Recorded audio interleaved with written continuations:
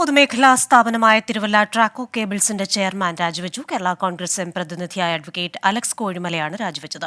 ട്രാക്കോ കേബിൾസ് വൻ സാമ്പത്തിക പ്രതിസന്ധി നേരിടുന്നതിനിടെയാണ് രാജി. വിവരങ്ങളുമായി ശ്രീജിത്ത് ശ്രീകുമാരൻ തന്നെയാണ് ചേരുന്നത് പത്തനംതിട്ടയിൽ നിന്ന്. ശ്രീജിത്ത്, ഈ സ്വകാര്യ മേഖലയിലുള്ള കമ്പനികളെക്കാൾ കേബിൾ നിർമ്മാണത്തിൽ മികവ് പുലർത്തിയിരുന്ന ഒരു കമ്പനിയാണ്, കോടികളുടെ വിറ്റുവരവുണ്ടായിരുന്ന ഒരു കമ്പനിയാണ്. പിന്നീട് സാമ്പത്തിക പ്രതിസന്ധി, തൊഴിലാളി സമരങ്ങൾ, ഇപ്പോൾ ചെയർമാന്റെ രാജി.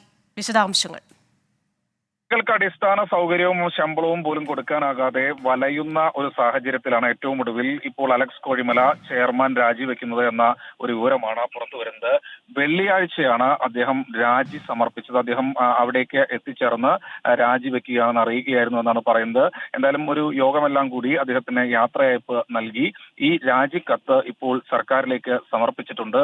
എന്നാലും കേരള കോൺഗ്രസ് എം ഇക്കാര്യത്തിൽ ഔദ്യോഗിക വിശദീകരണം നൽകുന്നില്ല. പക്ഷേ അനൌദ്യോഗികമായ നേതാക്കൾ ഇക്കാര്യം സ്ഥിരീകരിക്കുന്നുണ്ടെങ്കിലും അത് മുന്നണി ധാരണ പ്രകാരമാണ് രാജി എന്നൊരു പ്രാഥമിക വിശദീകരണം മാത്രമാണ് നൽകുന്നത്. അടുത്ത ടേം മറ്റൊരാൾക്ക് നൽകാൻ വേണ്ടിയാണ് രാജി എന്ന് പ്രാഥമികമായ വിശദീകരണം നൽകുന്നുണ്ട്.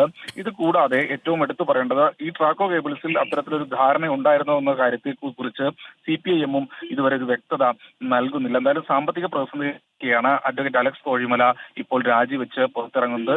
തുടർ നടപടികൾ മറ്റു കാര്യങ്ങളെക്കുറിച്ച് ഉടൻ തന്നെ തീരുമാനമാകുമെന്നാണ് ട്രാക്കോ കേബിൾസ് അധികൃതർ പറയുന്നത്.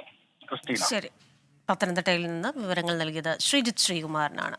ലോകത്തെവിടെയായാലും ഏത് സമയത്തും 24 വാർത്തകളും ഓഗ്മെന്റഡ് റിയാലിറ്റി പാക്കേജുകളും എക്സ്പ്ലെയിനറുകളും വിശദമായി കാണാൻ ഞങ്ങളുടെ YouTube ചാനൽ നിങ്ങൾക്ക് സബ്സ്ക്രൈബ് ചെയ്യാം.